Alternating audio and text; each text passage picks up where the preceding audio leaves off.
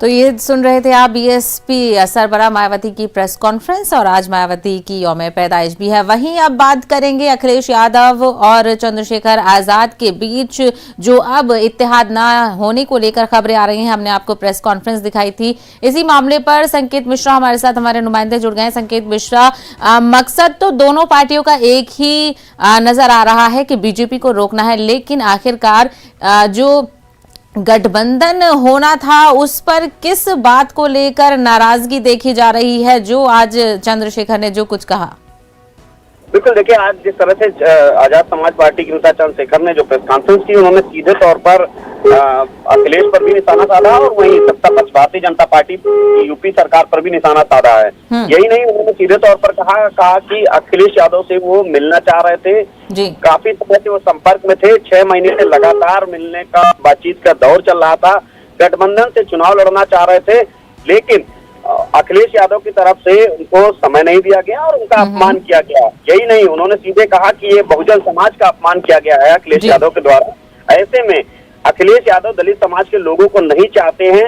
ये आज चंद्रशेखर ने सीधे तौर पर अखिलेश समाजवादी पार्टी मुखिया अखिलेश यादव पर आरोप लगाया है। तो एक बात साफ है कि जो अभी तक कयास लगाए जा रहे थे कि गठबंधन के आजाद समाज पार्टी और समाजवादी पार्टी के बीच में, वो उस पर कहीं ना कहीं अब बात नहीं बन रही है। यही वो वजह है कि आज चंद्रशेखर रावण ने सीधे तौर पर सीधा आरोप अखिलेश यादव सपा मुखिया पर लगाया। वहीं उन्होंने बसपा सुप्रीमो मायावती को जन्मदिन की बधाई भी दी इस प्रेस कॉन्फ्रेंस के माध्यम से। तो ऐसे में एक बात साफ है कि जो कयास, जो जिस तरह से पिछड़ा जो वोट बैंक अखिलेश यादव की कोशिश थी कि पिछड़े में के बड़े नेता भारतीय जनता पार्टी से उन्होंने तोड़े और अपनी पार्टी में ज्वाइन कराया था, चाहे वो स्वामी प्रसाद मौर्य हो, वहीं दारा सिंह चौहान ने भी इस्तीफा दे दिया। वो योगी सरकार के मंत्री थे, फॉरेस्ट मिनिस्टर थे।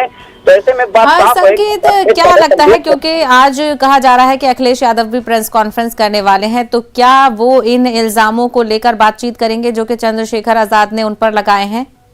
बिल्कुल जाहिर सी बात है कि चुनाव का समय है और ऐसे में यादव इस पूरे मसले पर जरूर अपना पक्ष रखेंगे कि दलित vote bank Azad Samaj party के साथ में है और कहीं ना कहीं जो दलितों के वो नेता माने जाते हैं। तो जाहिर सी बात है अखिलेश यादव किसी भी तरीके का कोई रिस्क नहीं लेंगे और उस पर वो अपना पक्ष रखेंगे और चीजें साफ करेंगे, स्पष्ट करेंगे कि आखिर क्या सोच है समाजवादी पार्टी के मुखिया की। जो आरोप चंद्रशेखर रावण ने लगाए हैं सपा मुखिया पर, उस पर वो अपना स्पष्टीकरण भी देंगे। बिल्कुल, तो अब यही इंतजार है कि अखिलेश यादव की प्रेस कॉन्फ्रेंस हो और उनका इस मामले को लेकर क्या रुख है, क्योंकि अब तक तो यही कहा जा रहा था कि इत्तेहाद होगा, बातचीत हो रही है। वहीं जिस तरीके की नाराजगी आजाद की तरफ से देखी गई, वो भी काफी सवाल खड़े कर दी है। संकेत, हमसे बात करने के लिए बेहद शुक्रिया।